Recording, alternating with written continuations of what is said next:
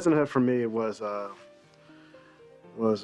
life-changing experience because it was the movie that when I was talking about going to film school to my friends in the neighborhood, it was the kind of film that we always said that we wanted to see that we never saw at the movies. It was really, really powerful on the page. I mean, I remember reading that script and crying when I finished it.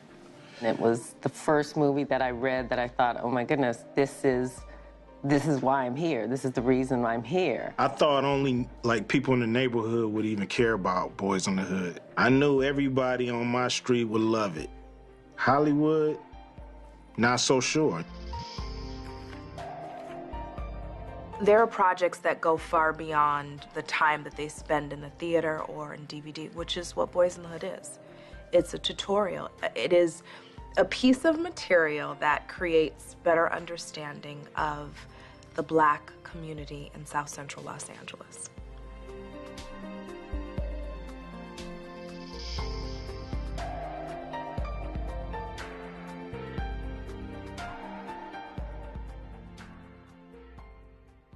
The idea of the film actually came in mind in the early 80s, just sitting on the porch with my friends on 101st in Vermont, just talking about the types of movies that we wanted to see that we never saw, you know, and nobody was making movies about what we were going through in Los Angeles. I remember the day that my agent called and said, there's a film called Boyz n the Hood. And I was like, that is the corniest title I have ever heard in my life. And what white guy thinks he can write a movie called Boyz n the Hood? I was very, you know, I had a little chip on my shoulder. First 4 days of rehearsals, I had to do 2 more screen tests because the studio just wasn't sure, you know. It's so funny, looking back on it now, it's like, wow, that must have been unnerving, but at the time, you know, it was my first major thing, so I thought this was all par for the course. I wasn't sure if I was qualified to be in a movie, to act. You know, actors go to school. Actors are the people I pay to go see movies, you know what I mean? It ain't me. I had not yet had my 30th birthday, and I was playing sort of a 35-year-old, and I was just really sort of grateful to just have the job, you know? I had done a show for 5 years, and it was a fairly successful show. After the show was canceled for maybe a year and a half, I didn't work, I couldn't get an audition or anything. So for me, it was like the beginning of my career. You know, I hadn't really done anything, and, you know, I know Cuba had done a couple of TV shows, but I didn't know who he was. And, you know, I knew Fishburne from, you know, Pee Wee Herman's show, and I knew Ice Cube's music, but, you know, then our director is a guy that was about my age. So it's like, it was just one of those things where I'm glad that I didn't realize it was going to be as big as it was, because I probably would have been a lot more nervous. I felt privileged, and also a little bit of, do I belong? And once I said, okay, I do belong, okay, let's knock it out the park now.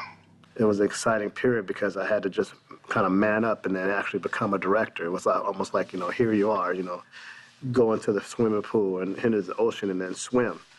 And that's what I look at it as that experience, because it was all of my dreams coming true. The crew of people that surrounded him, many of whom were African-American people who had been in the industry for a long time, we all sort of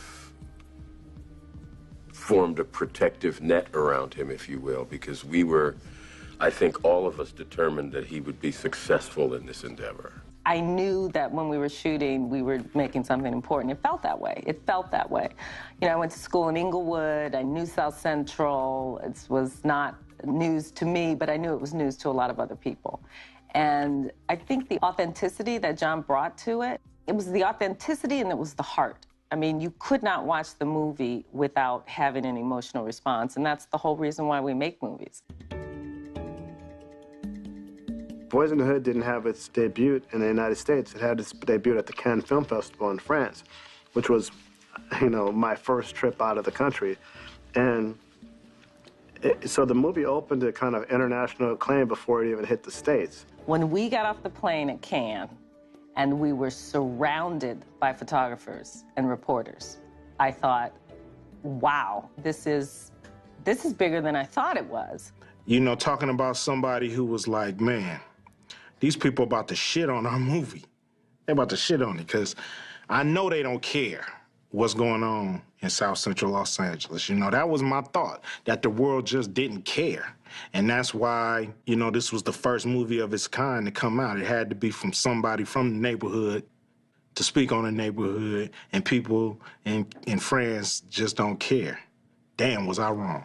When the movie was done and everybody stood up and they did not stop clapping for 20 minutes. I mean, it was overwhelming because it was an international response, and that response was exactly as we had shown the movie in our backyard in South Central, and they got it like that. And that's how the American press got onto the film, because, you know, they were like, oh, well, the French know something that we don't, you know, let's see what's going on with this little movie. We started on that high note. We started at Cannes in the middle of, you know, the Palais, screening this movie. It was a very small movie about a very specific group, and the world responded. It was an eye-opening experience. It let me know that what I should be doing should be global, and not just for the hood, but for the world. I remember the first time I went to a private screening in Chicago. It wasn't even a private screening, it was a test screening. And every emotional moment my character had, and every scene of heavy weight, the audience burst out laughing. And I was like horrified, because I was like, oh my gosh, they think I'm a buffoon. What was I thinking? We're screwed, we're done. The movie was so true to life that in certain areas where this movie was a reality, they couldn't connect with the emotion on screen because it was their reality. So to them, you know, a defensive mechanism almost was to, you know, laugh and, you know, express themselves. And that's when I knew that the movie was more than just entertainment. When the movie came out, I walked out of the Baldwin Hills Theater.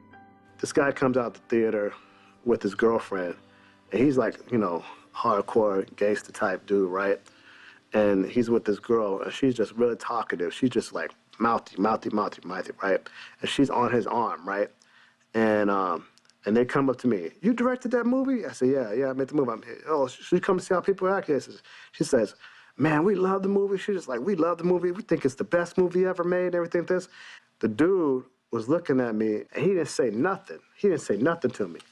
But she looked up at him, and she said, he loved it too. He loved it too. He can't even say nothing right now because, you know, how he feels. You know what I mean? He's just like, and the dude just he was looking off. He looked at me, and he just looked at me. He just shook his head. He just shook his head. Like, I told that dude's story, but he didn't even have any words to describe how he felt at the moment. That was really humbling, because here I am speaking to people that I grew up with that nobody really cares about. You know, they're just like fodder and nothing to most people in society. And here's a dude who's expressing in a nonverbal way that he really appreciated what we had done as filmmakers, you know, and telling a story that had never been told before.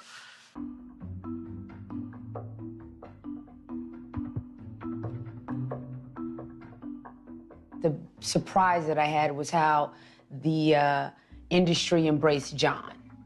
And I thought that was surprising and exciting at the same time, because he was so young, and that they would embrace him the way that they did. I thought that was pretty great and groundbreaking. I was the youngest person ever and the first African-American to be nominated for Best Director, and I beat Orson Welles out by a year. You know, from as me as a cinephile, I start pontificating and playing the mice in my brain, like, oh God, you know, they're saying like, you know, I'm gonna be like Welles, you know.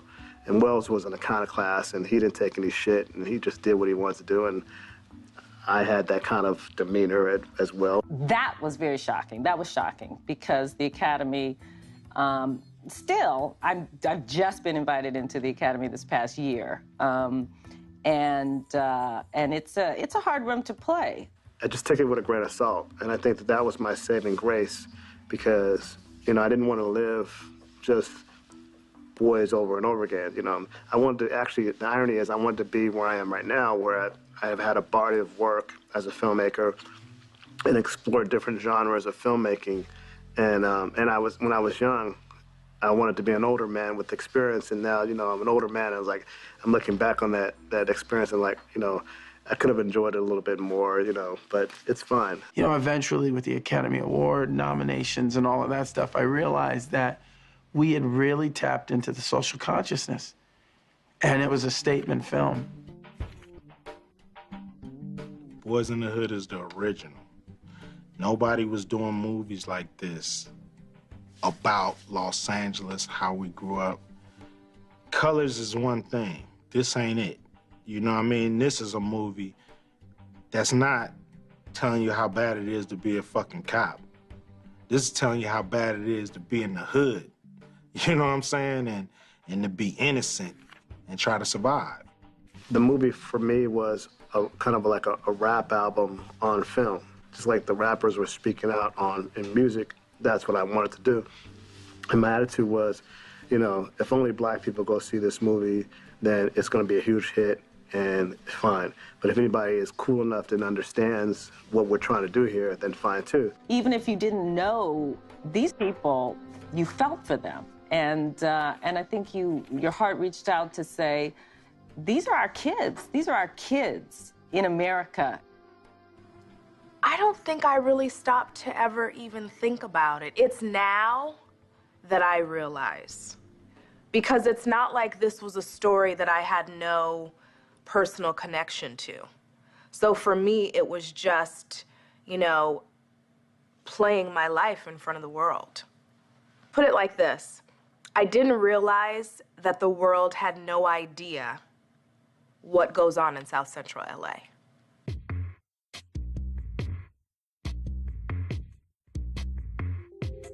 The movie really captured the zeitgeist of what was going on in that time period in America with youth from all walks of life. And it's kind of a time capsule for that. It's like poetry. The more specific you are, the more universal it can become. And if you deal in generalities, people really can't put themselves in it. I lived in the hood. I got bused to school. You know, a bunch of us got bussed out, where we seeing that, you know, in these neighborhoods, our influence is not there. You see what I mean? Our influence is not in these neighborhoods that we was getting bused to. So we felt already that these are two different cultures that, you know, this side of the tracks don't want to hear about what's going on with that side of the tracks. But I had learned through the music that those barriers that I thought were there were breaking down. When they saw it on film and they saw the authenticity of the characters and the story, it was like, wow, now I really understand what these rappers are talking about, what urban culture is about. I did get a phone call from a woman in Milwaukee or somewhere in the middle of the country who was a white middle-aged housewife who had seen the movie. And I don't know how she tracked me down, but she tracked me down and she told me that she had no idea about South Central or what was going on. And it moved her so much that she just wanted to say thank you. Thank you for opening my eyes. It was somewhat their view into the inner city, their view into South Central without having to go to South Central and not realizing what was going on there. So I can understand that, and I felt that that was a definite fascination, you know, for a lot of people at that time. But I think what transcended just that initial intrigue was the fact that it was just a hell of a story. A lot of people, no matter what your color, could identify with living in a situation where you didn't have an education to get you out of, your circumstance. You didn't have public facilities to help you after school.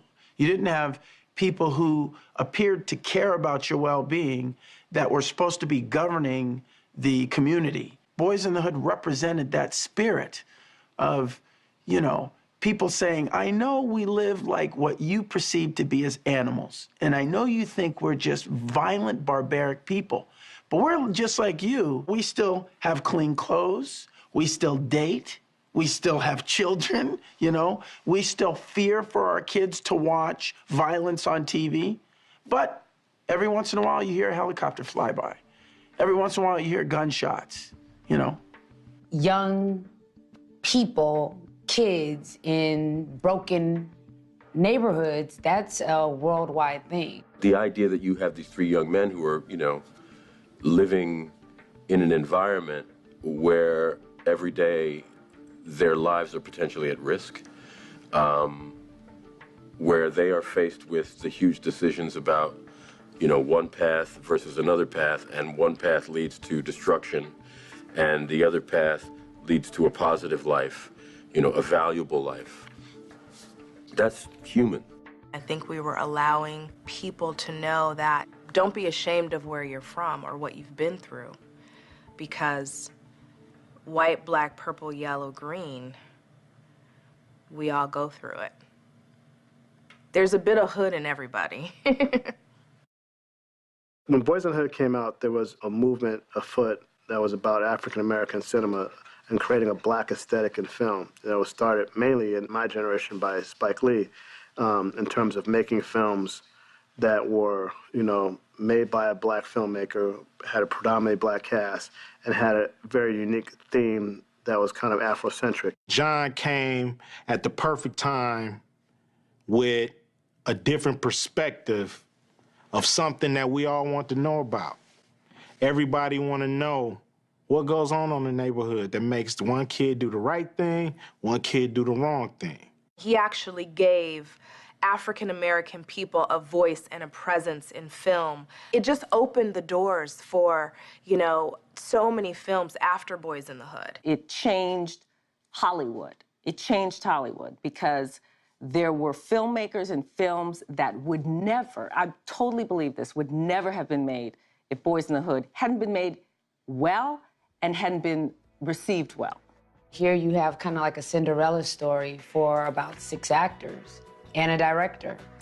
The majority of that cast now, we know them, you know, on a full name basis. John was extra courageous and not really going after the biggest names he could find, but going after people he envisioned in the role. I was, you know, a girl from the hood who loved it, took some acting classes, got lucky, and, you know, and was blessed with a talent. I didn't go to Yale. My mother couldn't afford Yale. That just wasn't realistic for me. What that film did do for, you know, people of color, black actors and actresses, it made Hollywood take notice that there's some real talent out there that, you know, is just untapped. I had meetings with, you know, just so many major players in Hollywood, and all of them started the conversations with, I'd never seen anything that had affected me so much as that movie. And it wasn't specific with my performance, it was the movie as a whole. There's nothing more satisfying than giving people an opportunity, having them step up to the plate and deliver, and then having other people chasing you. John Singleton was totally conscious of that. He was like, yo, you know, we're gonna put together, you know, our young Hollywood, our young black Hollywood. He's the perfect Pied Piper, you know what I'm saying, for all of us to be as successful as we are in the movie industry. The movie could be about 3 guys from Warsaw. It could be about 3 guys from Egypt. It could be about 3 guys from some small village in, you know, Bolivia. I mean, it has a universal story and universal themes. It's mainly a coming-of-age movie. You know, it's a coming-of-consciousness movie. It's a teenage story, in a way. It's about choosing your life. And that's some powerful stuff, choosing your life. Which path are you going to take? Even if that is not your particular story, when you see another kid going through it and you even have even a little bit of similarity in your life, it just kind of pulls on your heartstrings. What really gets to me more is when teachers, professors, people who are here to teach people about culture and teach people about each other, use the film as a movie of study. It's taught in colleges around the world. I teach it at USC, and my students, I always ask them, like, have you seen, who's seen Boyz in the Hood? And maybe a third of the class, maybe less. And then I give them a script and I have them watch the movie, and you can see it in their faces. They're excited. To me, that's about as a good of a compliment you can get from a movie, that it taught me something I didn't know. I think it inspires people to talk about what's important to them, their own hood, their own relationships, and their own choices.